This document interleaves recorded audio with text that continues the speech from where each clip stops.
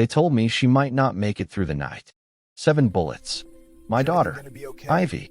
The doctors kept using words like critical and unstable, but all I could hear was the sound of my own heartbeat drowning out everything else.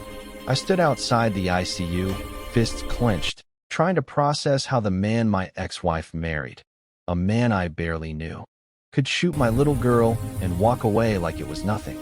He had no idea who I was, no idea what he'd just awakened. Hit like, subscribe for more betrayal stories, and comment your city or country. 24 hours earlier, life felt almost normal. I'd just returned from a 2-week classified mission overseas, exhausted but eager to see Ivy. She was my whole world, the only thing that kept me grounded after everything fell apart with Amelia. The divorce had been brutal, filled with lies and broken promises, but I stayed silent for Ivy's sake. I thought keeping the peace was the right move. I was wrong. Amelia remarried quickly, too quickly. Dominic seemed charming at first, the kind of guy who smiled too much and talked too loud. But there was something off about him, something I couldn't quite put my finger on.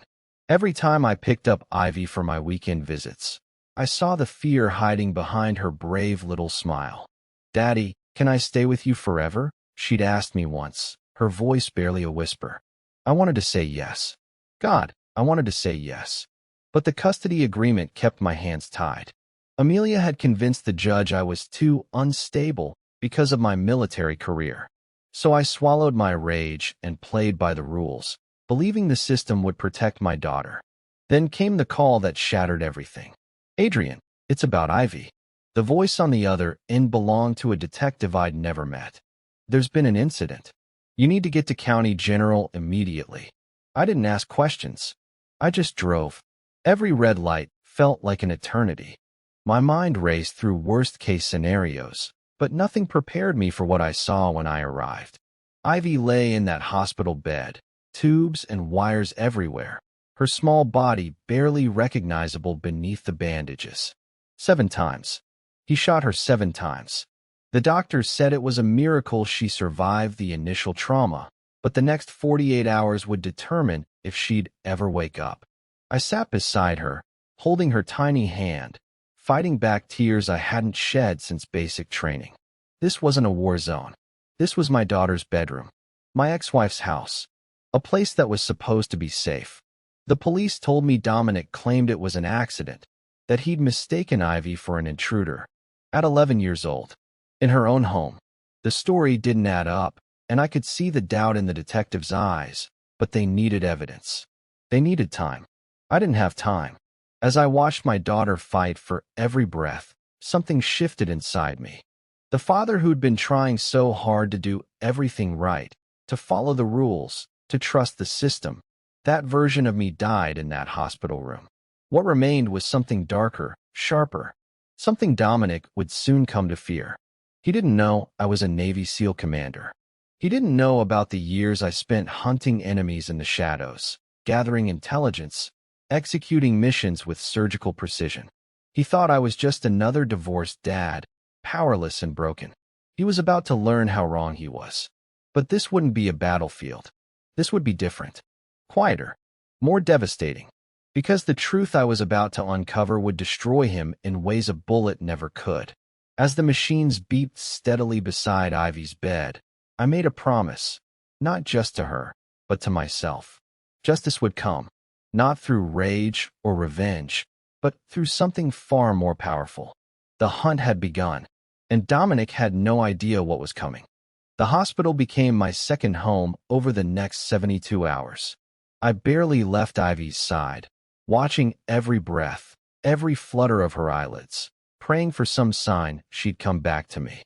The doctors kept their faces neutral, but I could read the concern behind their professional masks. 7 gunshot wounds, multiple organ damage, internal bleeding they'd managed to control, but barely. Every hour she survived was a small miracle, they said. But miracles weren't enough. I needed answers. Amelia showed up on the second day, and I barely recognized her. The woman I'd once loved, the woman who'd promised we'd build a life together, looked hollow, like someone had scooped out everything real and left behind a shell.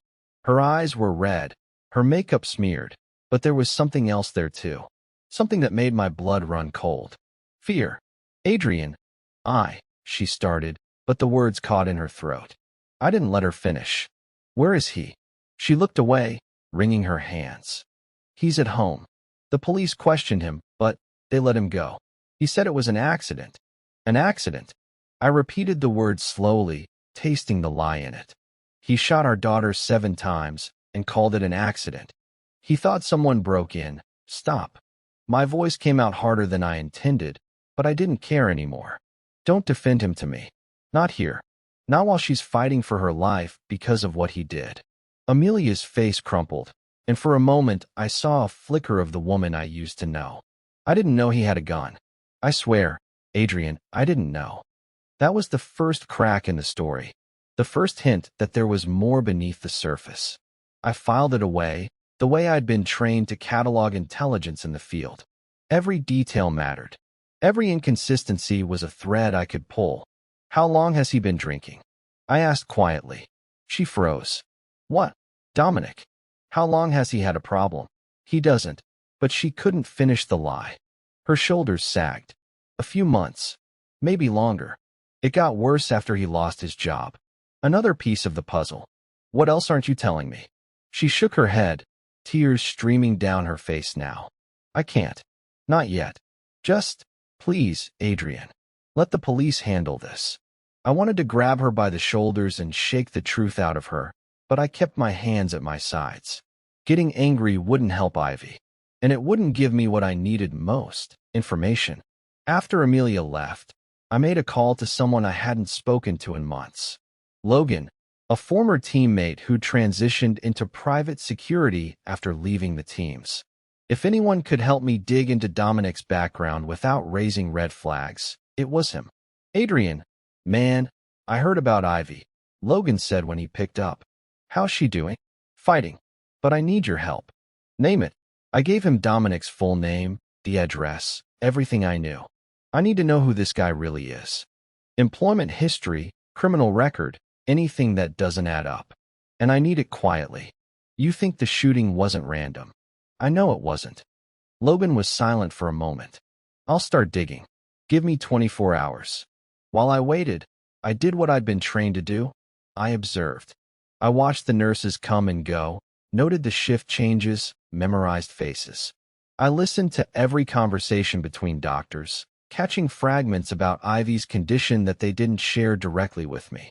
Stable but critical. No sign of infection yet. Brain activity normal, but the trauma was severe.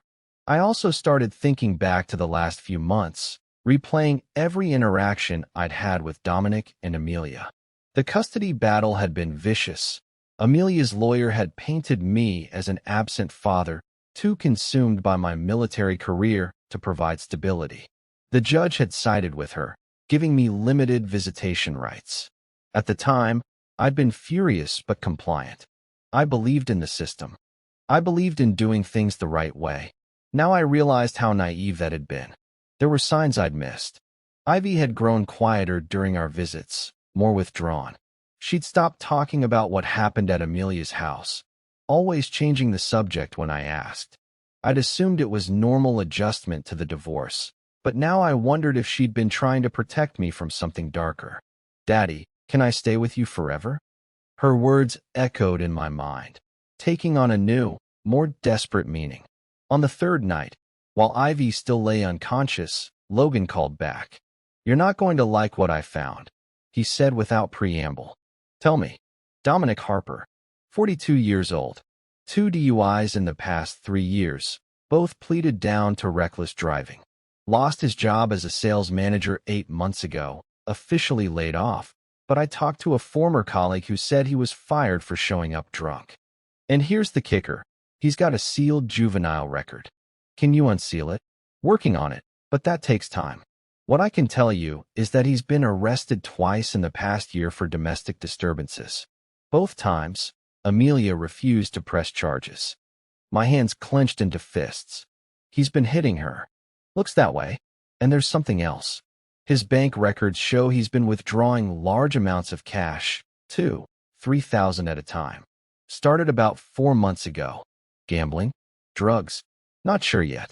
But a guy with his history, suddenly pulling out that kind of money? It's not for groceries. After I hung up with Logan, I sat in the darkness of Ivy's hospital room, the only light coming from the machines monitoring her vitals. Everything was starting to make sense in the worst possible way. Dominic wasn't just some unstable man who'd made a terrible mistake. He was dangerous, spiraling, and Amelia had known it. She'd stayed anyway, and she'd kept Ivy in that house despite the warning signs. A soft knock on the door pulled me from my thoughts. A police detective stepped in, Detective Quinn, the same woman who'd taken my statement the night of the shooting. "Mr. Carver, do you have a moment?" she asked. "Of course." She glanced at Ivy, her expression softening for a moment before returning to professional neutrality. "We've been reviewing the evidence from the scene, and some things aren't adding up. Mr. Harper's story about an intruder doesn't match the physical evidence. The shots were fired from inside Ivy's bedroom, not from the hallway or window. And there's no sign of forced entry anywhere in the house." I kept my face carefully neutral, even as hope sparked in my chest. "What does that mean?" "It means we're reopening the investigation. We'll be bringing Mr. Harper in for additional questioning." She paused. "I wanted to let you know because I have a daughter too. And if someone did this to her..." She didn't finish, but she didn't need to. I saw the understanding in her eyes, the recognition that this wasn't going to end with a simple arrest. After she left, I returned to Ivy's bedside and took her small hand in mine. "I'm going to make this right," I whispered. "I promise you, sweetheart. He's going to pay for what he did, but not the way you might think. I'm not going to become a monster to fight one. I'm going to use everything I've learned, everything I am, to make sure he faces real justice." For the first time since the shooting, Ivy's fingers twitched slightly in mine. It was barely perceptible, but I felt it. A tiny sign that she was still in there, still fighting. And that was all I needed. The hunt had truly begun. Dominic thought he'd gotten away with it, thought his lies would hold. But he'd made one critical mistake. He'd hurt the daughter of a man who'd spent his entire adult life learning how to hunt people who thought they were untouchable. And I was just getting started. Ivy woke up on the 5th day. It wasn't dramatic. No sudden gasping for air or eyes flying open like in the movies. Her eyelids just fluttered, slow and uncertain, and when they finally stayed open, she stared at the ceiling for a long moment before her gaze found mine. "Daddy." Her voice was barely a whisper, scratched raw from the breathing tube they'd removed the day before. I couldn't speak. The relief hit me so hard I thought my legs might give out. I just squeezed her hand gently and nodded, fighting back tears I'd been holding for 5 endless days. "You're safe now," I managed to say. "I'm right here, sweetheart." She tried to sit up, winced, then settled back against the pillows. "It hurts." "I know, baby. I know." I brushed a strand of hair from her forehead. "But you're going to be okay. You're the strongest person I know." Her eyes filled with tears, and my heart shattered all over again. "He shot me, Daddy. Dominic, he shot me." I felt rage rise in my throat like bile, but I swallowed it down. She needed me calm, steady. "I know. And he's never going to hurt you again. I promise you that." "Where's Mom?" That question hung in the air like poison. She'll be here soon." Ivy turned her face away, and I saw something in her expression that made my blood run cold. Not just fear, but resignation. Like she'd expected this. Like she'd known, somehow, that something terrible was coming. Before I could ask, the door opened, and Amelia walked in. She looked worse than the last time I'd seen her, thinner, more fragile, like a strong wind could knock her over. When she saw Ivy awake, she rushed to the bedside. "Oh my God, baby, you're awake." She reached for Ivy's hand, but Ivy pulled away. "Don't." Ivy's voice was small but firm. Amelia froze, hurt flashing across her face. "Ivy, sweetheart, you knew." Ivy's words cut through the room like broken glass. "You knew he was dangerous, and you didn't protect me. That's not fair." Amelia started, but I held up a hand. "Not now." She just woke up. Amelia's eyes met mine, and I saw guilt there so raw it almost made me feel sorry for her. Almost. But then I remembered why we were all in this hospital room, and the sympathy evaporated. "We need to talk," she said quietly. Outside, I glanced at Ivy, who nodded slightly, and followed Amelia into the hallway. She led me to an empty waiting room at the end of the corridor, checking over her shoulder twice like she expected someone to be following us. "What's going on, Amelia?" I asked, keeping my voice level. She wrapped her arms around herself, shaking. "I need to tell you something. Something I should have told you weeks ago." "I'm listening." "Dominic. He's been different lately. Paranoid. Angry all the time. He started accusing me of cheating, going through my phone, following me when I went out." She paused, swallowing hard. 3 weeks ago, he hit me for the first time. I already knew this from Logan's research, but I let her continue. I was going to leave him. I swear, Adrian, I was planning it. I contacted a lawyer, started looking for apartments. But then, she trailed off, tears streaming down her face now. Then what? He found out. He went through my laptop and found the emails to the lawyer. That night, he told me if I tried to leave, he'd make sure I never saw Ivy again. He said he had friends in places that mattered, that he could make me look unfit. "So you stayed. What choice did I have?" Her voice broke. "He threatened to hurt her if I left.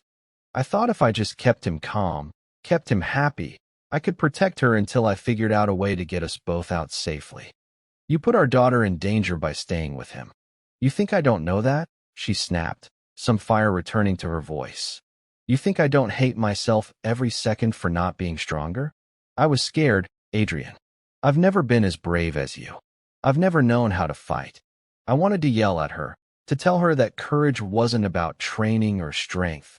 It was about protecting the people you loved, no matter the cost. But looking at her broken, trembling figure, I realized she already knew that. She was living with that failure every moment. "What happened the night he shot her?" I asked instead. Amelia wiped her eyes, taking a shaky breath. "We got into a fight. A bad one. I told him I knew about the money he was taking from our account. Thousands of dollars just disappearing. He got violent, threw things. Ivy heard us and came downstairs. She closed her eyes, like the memory physically hurt. She stood between us. This tiny, brave girl stood between us and told him to stop hurting me."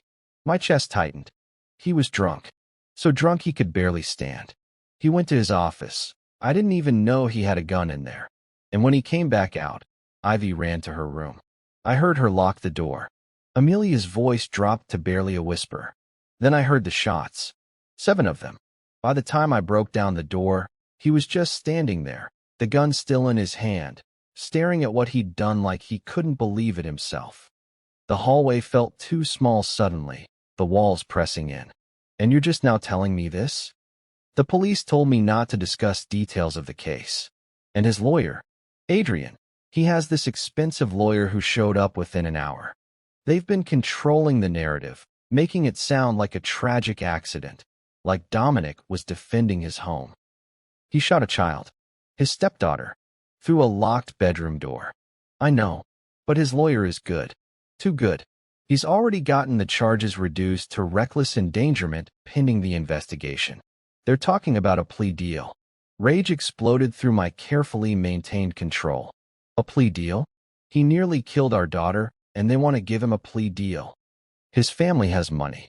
His father is connected, some kind of retired judge or something. They've been making calls, pulling strings." She grabbed my arm. "That's why I'm telling you this now. Because I know the system is going to fail us.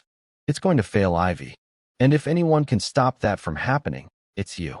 I pulled away from her. "What exactly are you asking me to do?" "Whatever you have to." Her eyes met mine, desperate and determined. "I know what you are, Adrian. I know what you're capable of. And I'm telling you that if you don't do something, Dominic is going to walk away from this. He's going to hurt someone else. Maybe even come after us again." I stared at her, seeing for the first time the full weight of what she was really saying. She wasn't asking me to work within the system. She was asking me to become something I'd spent my entire career fighting against. I'm not going to kill him, if that's what you're suggesting. I'm not asking you to. I'm just asking you to make sure justice actually happens. Because I've lost faith that it will. Before I could respond, my phone buzzed. A text from Logan got into the juvenile records. You need to see this. Call me. I looked at Amelia one more time. Go be with our daughter. And pray that the truth is enough to put him away, because I'm not crossing lines I can't come back from. I walked away before she could respond, my mind already racing through what Logan might have found. Whatever was in Dominic's past, it was about to become very present. And if his expensive lawyers thought money and connections would save him, they were about to learn that some enemies couldn't be bought off or intimidated. They could only be outmaneuvered. And I'd spent 20 years perfecting that particular skill. I called Logan from my truck in the hospital parking lot. The phone pressed tight against my ear as the late afternoon sun beat down through the windshield. What did you find? I asked without preamble. Dominic's juvenile record was sealed for a reason, Logan said, his voice tight. When he was 16, he assaulted his girlfriend, put her in the hospital, fractured her jaw, broken ribs, concussion. The family paid the girl off, got the record sealed, and Dominic walked away with mandatory counseling that he never completed. My grip tightened on the steering wheel. He has a history of violence against women and children, and somehow he passed a background check to marry my ex-wife. Sealed records don't show up on standard checks. You need a court order or someone who knows how to dig deep. His father made sure that incident disappeared completely.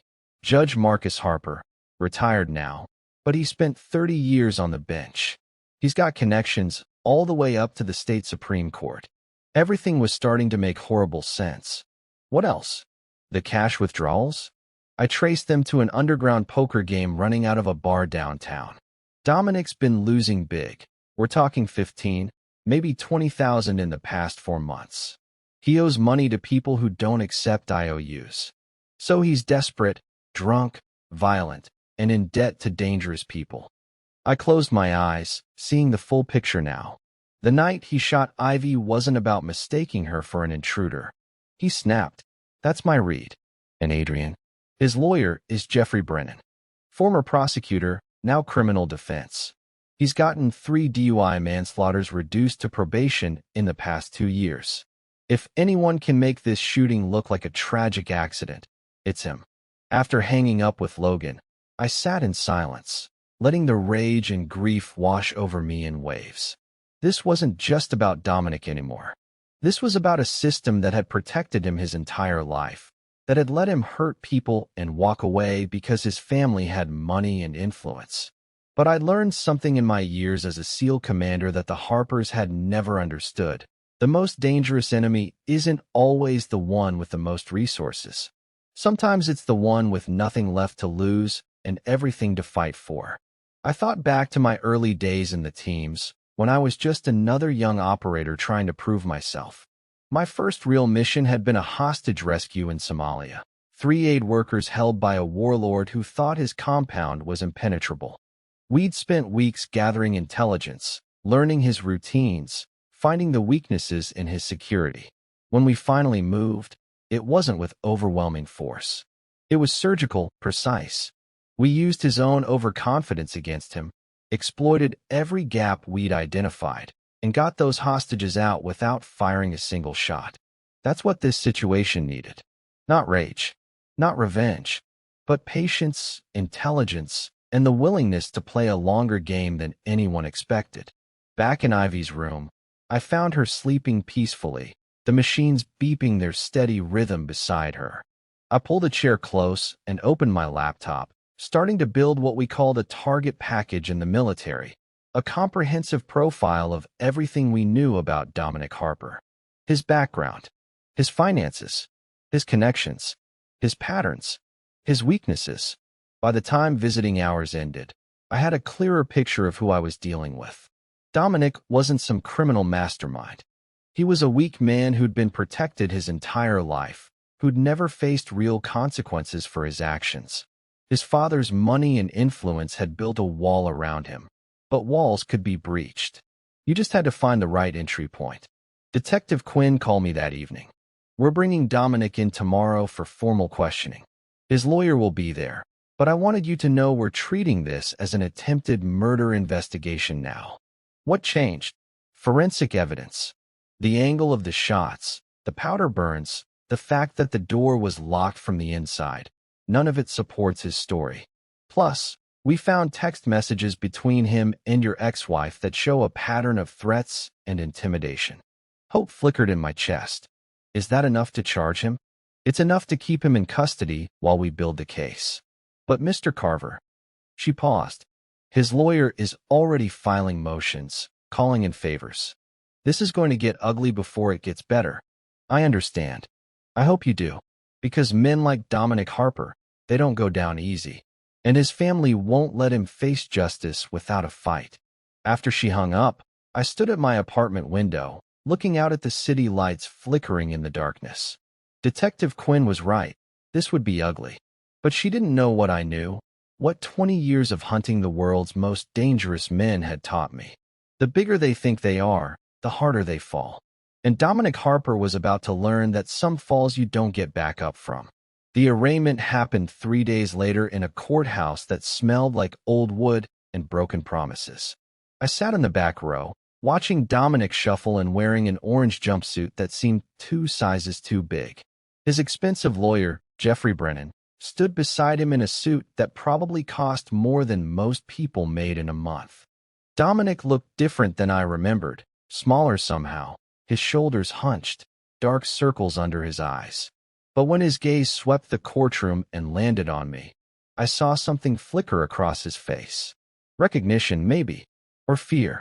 Good. He should be afraid. The judge, a stern woman in her 60s named Judge Patricia Morrison, reviewed the charges without expression. Mr. Harper, you're being charged with attempted murder in the 2nd degree, reckless endangerment, and unlawful possession of a firearm. How do you plead? Not guilty, Your Honor, Brennan answered smoothly before Dominic could speak. The prosecutor, a sharp-eyed woman named Rachel Winters, stood. Your Honor, the state requests remand without bail. Mr. Harper shot an 11-year-old child 7 times through a locked bedroom door. He's a clear danger to the community. Brennan immediately countered. Your Honor, my client has no prior criminal record, strong ties to the community, and this was clearly a tragic accident. He poses no flight risk and no danger. We request release on his own recognizance. I felt my jaw clench. No prior criminal record, because his father had made sure that assault charge disappeared. Judge Morrison looked between the lawyers, then down at the file in front of her. Bail is set at $500,000. Mr. Harper will surrender his passport and wear an ankle monitor. He's to have no contact with the victim or her family. Next case. The gavel came down, and just like that, it was over. $500,000 might as well have been $5 to the Harper family. Dominic would be out by the end of the day. I caught up with Rachel Winters in the hallway outside. That's it. He gets to go home. She turned to face me, and I saw the frustration in her eyes. Mr. Carver, I understand your anger, but that's actually a high bail for a first-time defendant. Judge Morrison is taking this seriously. Not seriously enough. He tried to kill my daughter, and we're going to prove that in court. But it takes time. The forensic analysis, witness statements, building an airtight case. We can't rush this. She softened slightly. I have a daughter too. I'm going to do everything in my power to make sure justice is served. What if your everything isn't enough? She didn't have an answer for that. Back at the hospital, Ivy was sitting up in bed, picking at the lunch tray in front of her. She'd made remarkable progress over the past week. The doctors were calling her recovery miraculous. But I could see the toll this was taking on her in ways that went beyond the physical wounds. Hey, sweetheart, I said, pulling up a chair beside her. How are you feeling? Tired. The physical therapist made me walk to the bathroom today. It hurt a lot. She pushed the tray away. Was he at court today? Dominic. I hesitated, not wanting to lie, but also not wanting to scare her. Yes. The judge set bail. Her face went pale. Does that mean he can get out? Maybe. but he's not allowed anywhere near you or your mom. And he'll have to wear a monitor so the police always know where he is. He's going to come after us." Her voice was flat, certain. "He told Mom that if she ever tried to leave, he'd make sure we paid for it." My blood went cold. "When did he say that?" "I heard them fighting a few weeks ago. I was supposed to be asleep, but they were so loud." She looked down at her hands, picking at the hospital bracelet on her wrist. Mom was crying, and he kept saying she belonged to him. That we both did. I reached out and gently took her hand. "Listen to me, Ivy. He's never going to hurt you again. I don't care what I have to do. I will keep you safe. Do you believe me?" She nodded, but I could see the doubt in her eyes. She'd stopped believing adults could protect her. And I couldn't blame her. We'd all failed her in one way or another. A social worker named Ms. Chun came by that afternoon to interview Ivy about the custody arrangement. With Dominic facing charges and Amelia's judgment called into question, the state needed to determine the safest placement for Ivy during the trial. "Ivy, I need to ask you some questions about living with your mother and Mr. Harper," Ms. Chun said gently, sitting at the foot of the bed. "Were you ever afraid in that house?" Ivy glanced at me, and I nodded encouragingly. "Yes," she whispered. "All the time. Dominic was nice at first, but then he started drinking more. He'd yell at Mom, throw things. One time he pushed her down the stairs and said it was an accident." Ms. Chin's pen moved quickly across her notepad. "Did you ever tell anyone about this? A teacher?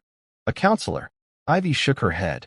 "Mom said if I told anyone, they'd take me away from both of them. She said we just had to be careful and everything would be okay." Her voice broke, but it wasn't okay. After the interview, Ms. Chin spoke with me privately in the hallway. "Mr. Carver, given the circumstances, I'm recommending temporary custody be transferred to you pending the outcome of the criminal trial. Ms. Harper will be allowed supervised visitation." Relief flooded through me. "Thank you. I need to be clear. This is temporary. The family court judge will make a final determination after reviewing all the evidence. But keeping Ivy with her mother right now, given her failure to protect her from a known threat." She shook her head. "That's not in the child's best interest." That evening, I sat with Ivy as she drifted off to sleep, exhausted from the day. I thought about all the times I'd been away on missions, trusting that she was safe, that the custody arrangement was working.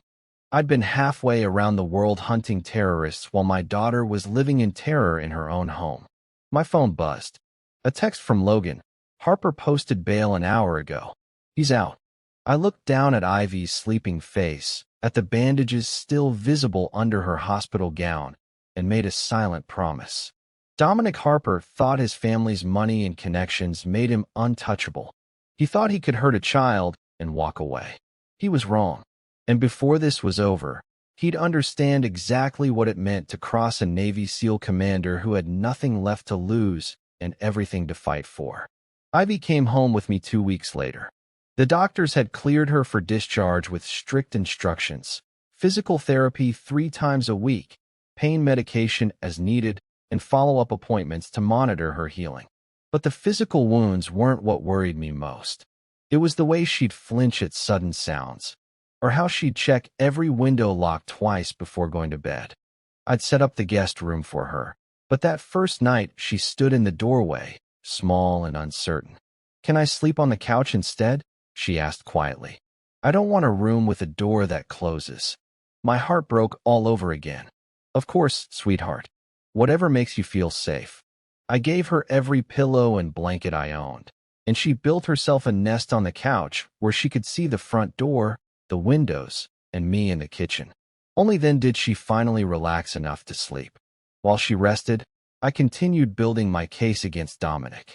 Logan had sent over more information: financial records, surveillance photos, witness statements from neighbors who'd heard the fighting. But it was what arrived in my email at 2 in the morning that changed everything. Logan had found Dominic's therapist records from that sealed juvenile case. The court-ordered counseling he'd never completed included psychological evaluations that painted a disturbing picture. Diagnosed with intermittent explosive disorder, showed no remorse for the assault, demonstrated narcissistic tendencies and a pattern of blaming victims for his violence. But there was something else buried in those files, something that made my blood run cold. A note from the therapist stating that Dominic had expressed concerning fixations on control and ownership of family members and recommended long-term treatment. Treatment that Judge Marcus Harper had quietly made disappear by sealing the records and moving Dominic to a different state for his senior year of high school. I was about to dig deeper when my phone rang. Detective Quinn. Mr. Carver, I need you to come down to the station. Now. What's wrong? Just come. And don't bring Ivy. I called my neighbor Mrs. Chun, a retired nurse who'd become a friend, to stay with Ivy, and drove to the police station with a knot of dread in my stomach.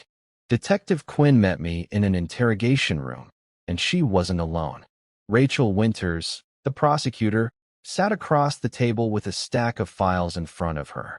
"Thank you for coming," Quinn said, closing the door behind me.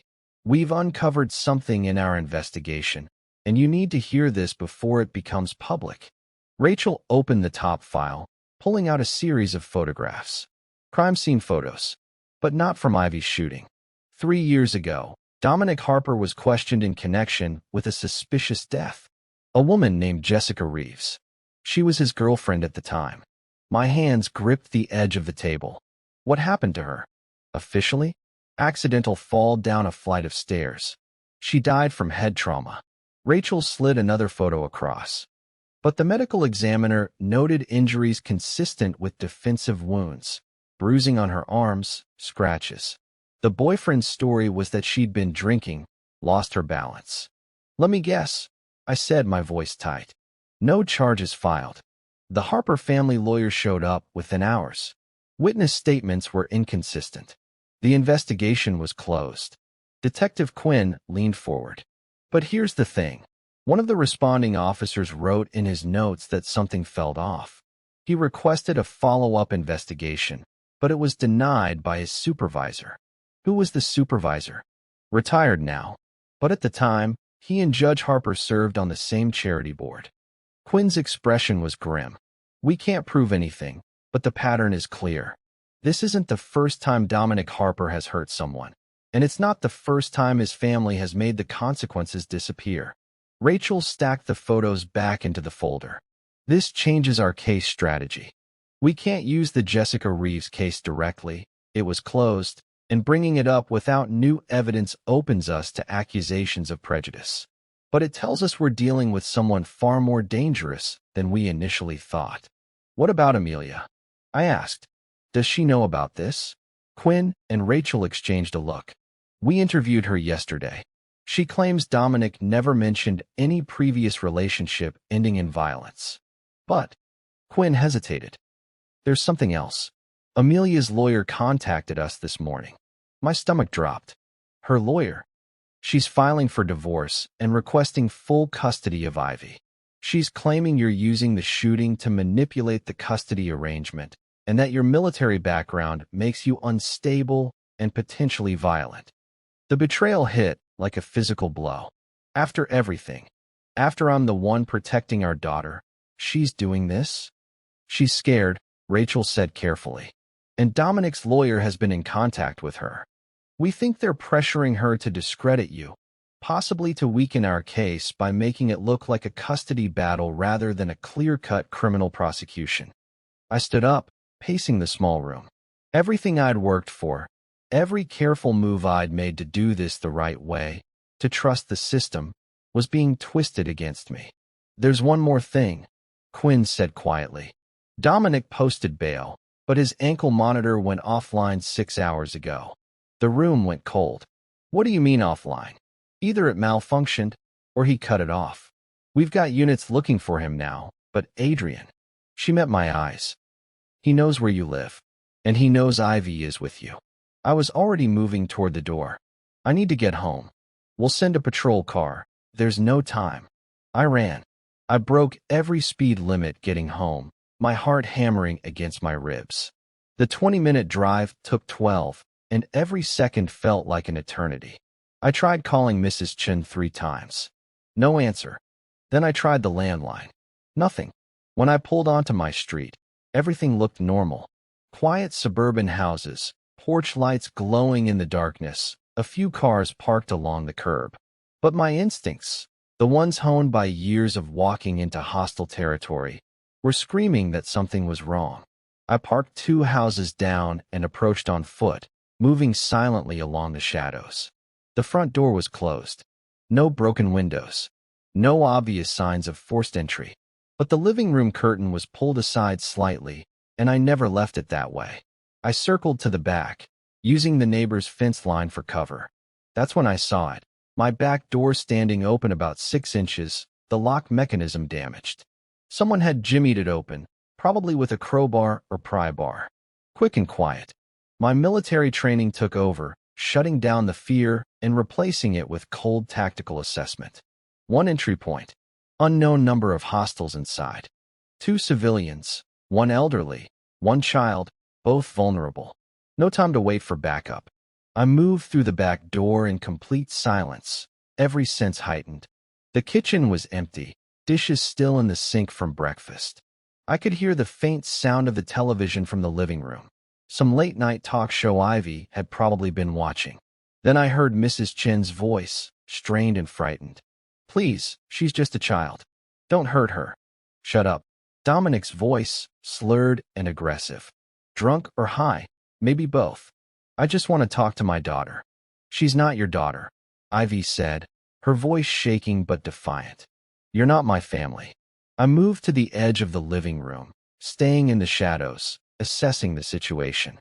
Dominic stood in the center of the room, swaying slightly, a gun hanging loosely in his right hand. Mrs. Chin sat on the couch beside Ivy, her arm wrapped protectively around the girl. Both of them looked terrified but unharmed. "You've turned her against me," Dominic said, though it wasn't clear if he was talking to Ivy, Mrs. Chun, or someone who wasn't there. "Everyone's turned against me. My own wife, the police, the lawyers. But I know the truth. I know what really happened. You shot me," Ivy said, tears streaming down her face. "That's what really happened. You came into my room and you shot me 7 times. It was an accident." Dominic's voice rose to a shout, and he raised the gun, waving it erratically. "I thought you were someone else. I stepped out of the shadows." "Put the gun down, Dominic." He spun toward me, the weapon swinging in my direction. Up close, I could see how far he'd deteriorated. His eyes were bloodshot and wild, his clothes wrinkled and stained, a dark bruise on his jaw from what looked like a recent fight. "You," he snarled. "This is all your fault. You poisoned Amelia against me, turned my own stepdaughter into a liar. The only liar here is you." I kept my voice calm, steady, moving slowly to position myself between him and Ivy. "You know what you did. Jessica Reeves knew it too, before you killed her." Something flickered in his eyes, surprise, maybe, or fear. "I don't know what you're talking about." "Yes, you do. You pushed her down the stairs 3 years ago, just like you pushed Amelia.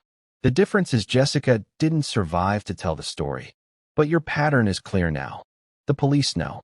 The prosecutor knows. Your father's money can't make this one disappear." "You think you're so smart," Dominic spat.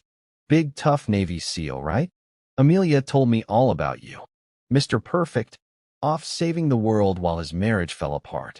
You abandoned them, and I was there to pick up the pieces. Is that what you tell yourself?" I took another step closer, watching the gun. His grip was loose, finger near, but not on the trigger. Drunk reflexes, impaired judgment. I could disarm him in under 2 seconds if I moved right. "You tell yourself you were the hero while you were terrorizing a woman and child." "I love them." His voice cracked. "I gave them everything, and they threw it away. Amelia was planning to leave me. Take everything I built, everything I sacrificed. You sacrificed nothing," I said coldly. "You're a coward who hurts people weaker than you because it makes you feel strong. But you're not strong, Dominic. You're pathetic." His face twisted with rage, and the gun came up, pointing directly at my chest. "I should have killed you first. Should have gone after you instead of." He didn't finish the sentence because I moved. 20 years of training compressed into 2 seconds of explosive action. I closed the distance, knocked the gun aside with my left hand while driving my right elbow into his solar plexus. He gasped, doubling over, and I stripped the weapon from his grip, dropped the magazine, cleared the chamber, and had him face down on the floor with my knee in his back before he could even process what happened. "Mrs. Chun, take Ivy to the bedroom and lock the door," I said calmly, maintaining pressure on Dominic's spine. "The police are on their way." I heard them move, Ivy's quiet sobs fading as the bedroom door closed and locked. Dominic wheezed beneath me, trying to form words. You can't." "Can't what?" "Protect my daughter? Stop you from hurting anyone else." I leaned down, lowering my voice so only he could hear. "You thought you were untouchable. You thought Daddy's money and connections made you invincible. But you made one critical mistake." "What?" he gasped. "You hurt someone I love. And now there's nowhere you can hide, no amount of money that can save you, and no second chances. You're done." Sirens wailed in the distance, growing closer. Red and blue lights began to flash through the windows. I stayed exactly where I was, keeping Dominic pinned, until Detective Quinn and 4 uniformed officers burst through the door with weapons drawn. "He's secured," I said calmly. "Guns on the table, unloaded." They swarmed in, cuffing Dominic and hauling him to his feet. He looked at me with something between hatred and disbelief as they read him his rights. This time for breaking bail, home invasion, assault with a deadly weapon, and attempted kidnapping. Detective Quinn approached as they led him away. "Is everyone okay?" "Ivy and Mrs. Chun are in the bedroom. They're shaken but unhurt." She nodded, then looked at me carefully. "That was quite a move. Military training. Something like that. You could have killed him. You had every legal right to defend yourself and your daughter." "I know," I said quietly. "But I'm not like him. I don't solve problems by destroying people. I solve them by making sure justice actually happens." As the police processed the scene and paramedics checked on Ivy and Mrs. Chun, I finally let myself breathe. Dominic Harper had made his last move, and he'd lost. The preliminary hearing was set for 3 weeks after Dominic's arrest. Those weeks felt like the longest of my life. Even though Ivy was safe at home with me and Dominic sat in county jail without bail, Judge Morrison had revoked it after the break-in, calling him a clear and present danger to the community. Ivy was healing, slowly but surely. The physical therapy was painful, but she never complained. What worried me more were the nightmares. She'd wake up gasping, convinced she heard gunshots or Dominic's voice. Those nights, I'd sit with her until dawn, neither of us speaking, just being present for each other in the quiet darkness. Amelia had backed down from the custody fight after what happened. Her lawyer withdrew the motion, and she'd requested supervised visitation instead. The first time she came to see Ivy, the tension in the room was suffocating. "I'm sorry," Amelia whispered to our daughter, tears streaming down her face. "I'm so sorry I didn't protect you. I should have left him the first time her voice broke. I was scared, and I made terrible choices, and you paid the price." Ivy didn't hug her back, but she didn't pull away either. "I know you were scared, Mom. I was scared too. It wasn't forgiveness, not yet.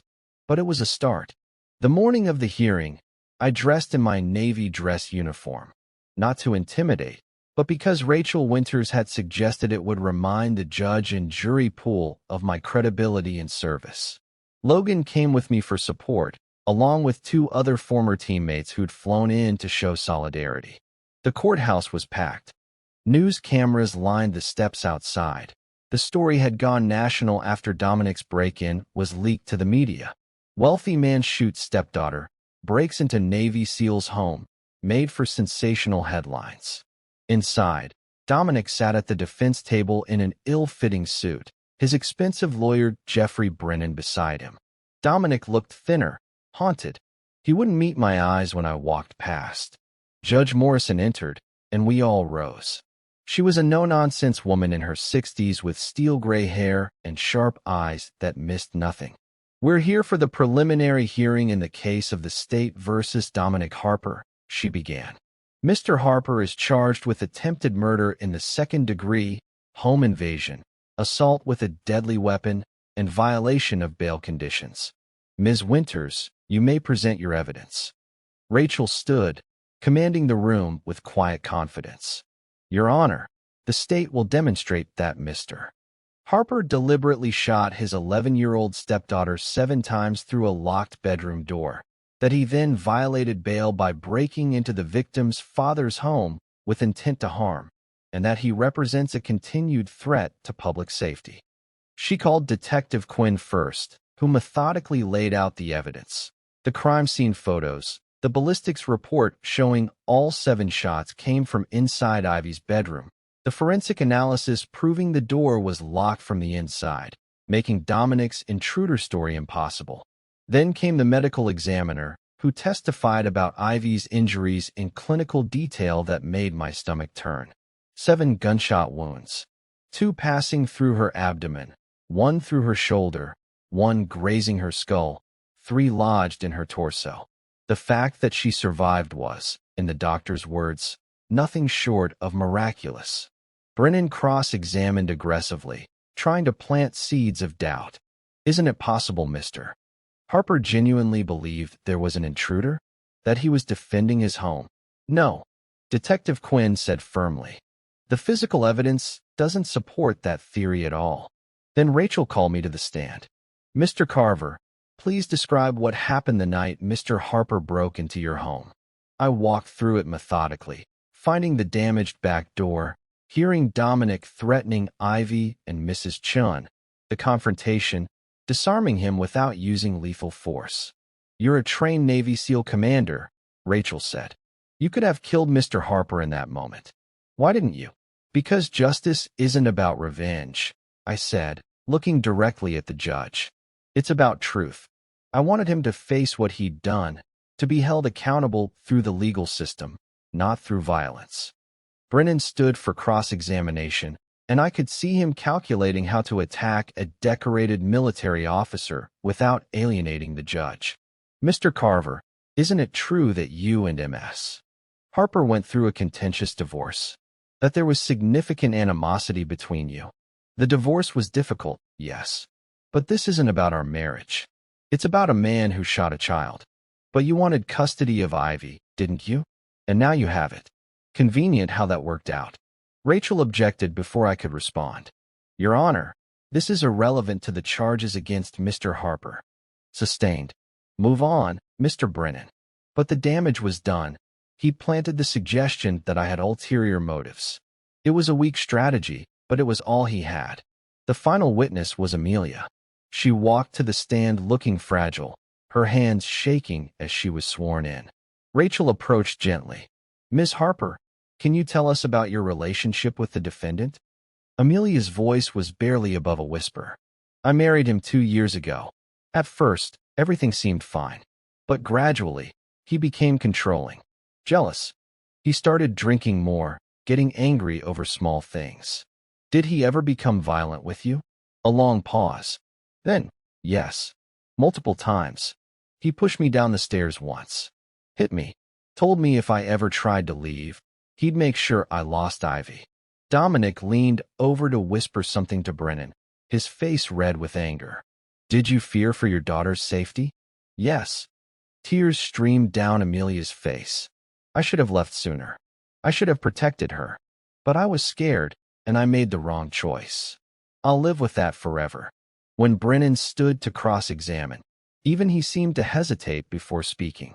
Ms. Harper, you've claimed my client was violent, yet you never filed a police report. Isn't that true? I was afraid. He threatened me. Or perhaps these allegations are convenient now that you're facing questions about your own parenting? Objection. Rachel was on her feet. Counsel is badgering the witness. Sustained. Mr. Brennan, one more inappropriate question and I'll hold you in contempt. Judge Morrison had clearly made up her mind.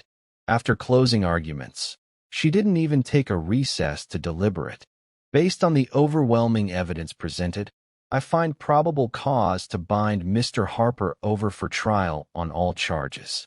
Bail remains revoked. Trial date is set for 60 days from today. She looked directly at Dominic. Mr. Harper, you will remain in custody until that time. The gavel came down, and it was over. As they led Dominic away in handcuffs, he turned and looked at me one last time. There was no defiance left in his eyes, just the hollow realization that his father's money and connections couldn't save him this time. Outside the courthouse, reporters swarmed us, but I had nothing to say. This wasn't about headlines or vindication. It was about Ivy getting the justice she deserved. Logan clapped me on the shoulder as we walked to the car. You did good, brother. Real good. It's not over yet. No, but it's close. The trial began on a cold Monday morning in early December. The courtroom was packed. Media, court observers, victim advocacy groups, and even some of my former teammates who'd taken leave to show support. Ivy sat in the front row beside Amelia, both of them holding hands, united in this one thing even if everything else remained broken between them. Dominic looked different. 2 months in jail had changed him. Thinner, grayer, the arrogance stripped away to reveal something hollow underneath. He still had his expensive lawyer, but even Brennan seemed to know this was a losing battle. The prosecution's case was methodical and devastating. Rachel called witness after witness, the responding officers, the forensic experts, the doctors who'd saved Ivy's life. Each piece of evidence built an undeniable picture of what had happened that night. Then she called Ivy to the stand. My daughter walked to the witness box with her head held high, wearing a simple blue dress that Amelia had bought for the occasion. She looked so small up there, so young, but there was a strength in her eyes that made me proud beyond words. Ivy, I know this is difficult, Rachel said gently, but I need you to tell the jury what happened the night you were shot. Ivy's voice was quiet but steady. Dominic and my mom were fighting. It was really bad. He was throwing things and yelling. I tried to stop him from hurting her, so I stood between them. He got really angry and went to his office. When he came back, he had a gun. What did you do then? I ran to my room and locked the door. I called 911, but before I could tell them what was happening, I heard him outside my door. Her voice wavered slightly. He was yelling that I'd ruined everything, that I was just like my dad, always getting in the way. What happened next? Ivy took a deep breath. He started shooting. Through the door. I tried to hide, but she touched her shoulder where one of the bullets had entered. I remember falling. Then everything went dark. The courtroom was silent except for the sound of someone crying. Amelia, her face buried in her hands. Brennan's cross-examination was gentle, but I could see what he was trying to do. Plant the seed that maybe Ivy's memory was confused, maybe she'd misheard, maybe it wasn't as clear-cut as it seemed. Ivy, you said your stepfather was very drunk that night, correct? Yes. Is it possible he didn't realize it was you in the room? That he was confused and thought an intruder was actually inside? Ivy looked at him with an expression beyond her years. My name is on my bedroom door in big pink letters. And he said my name before he started shooting. He knew exactly who I was. After Ivy's testimony, Rachel called a surprise witness, someone I hadn't known was involved in the case. The state calls Dr. Margaret Chun. An older woman in professional attire took the stand. Rachel established her credentials, a forensic psychologist who'd been consulting with the prosecution. Dr. Chun, did you have an opportunity to review Mr. Harper's juvenile records, including the psychological evaluations from his sealed case? I did. And what did those evaluations reveal? Objection. Brennan was on his feet. Those records are sealed and inadmissible. Judge Morrison looked at Rachel. Ms. Winters? Your Honor, the state filed a motion to unseal based on pattern evidence. Mr. Harper's history is directly relevant to proving intent and state of mind. I'll allow it, but tread carefully, counselor. Dr. Chun continued. The evaluations from 17 years ago showed a pattern of violent behavior toward women, lack of remorse, and what the evaluating psychologist called a dangerous need for control. The recommendation was extensive therapy and monitoring. That recommendation was ignored.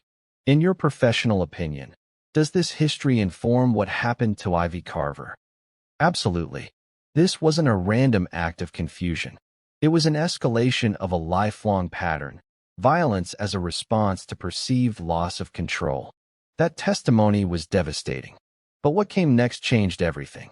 During a recess, Rachel pulled me aside in the hallway, her expression troubled. We have a problem. What kind of problem? Judge Marcus Harper is here. Dominic's father. He's been making calls to the judge's chambers, to the DA's office, to the state bar about me personally. He's threatening to file ethics complaints, pulling every string he has. Can he actually do anything? Not legally, but he's putting pressure on people. And there's something else. She handed me a document. Amelia's lawyer just filed this an hour ago. I scanned the pages, my blood turning to ice. She's recanting her testimony? Not entirely. But she submitted an affidavit saying she may have exaggerated the extent of Dominic's abuse due to pressure from you and the prosecution. She's claiming she was manipulated. That's insane. You heard her testimony, I know. But Dominic's father got to her somehow. Offered her something or threatened her. Either way, the defense is going to use this to attack her credibility and suggest the whole case is fabricated. Back in the courtroom, Brennan dropped the bombshell during his opening defense presentation. Ladies and gentlemen of the jury, you've heard compelling testimony. But what you haven't heard is the truth about the witness manipulation that's occurred in this case. He held up Amelia's affidavit. The defendant's ex-wife has now admitted that her testimony about domestic violence may have been exaggerated or coerced. The courtroom erupted. Judge Morrison gavelled for order. Rachel immediately requested a sidebar, and I watched them argue in heated whispers at the bench. When they returned, Judge Morrison's face was grim. The defense motion to introduce Ms. Harper's new affidavit is denied. It was filed outside the discovery deadline and appears to be an attempt to manipulate these proceedings. However, she looked at the jury. The jury will disregard any reference to it. We will proceed. But the damage was done. I could see doubt creeping into some of the jurors' faces. That evening, I confronted Amelia in the courthouse parking garage. What did they offer you? She wouldn't look at me. Marcus Harper said if I helped create reasonable doubt, he'd make sure I kept my house, that I wouldn't lose everything in the divorce. So you're willing to let the man who shot our daughter walk free for a house? I'm scared, Adrian. She finally met my eyes, and I saw genuine terror there. You don't understand what these people are capable of. Marcus Harper has connections everywhere. He said if I didn't cooperate, he'd make sure I never saw Ivy again, that he'd paint me as an unfit mother and stop. I kept my voice level despite the rage building inside. You have a choice right now. You can let them control you through fear, or you can find your courage and do what's right.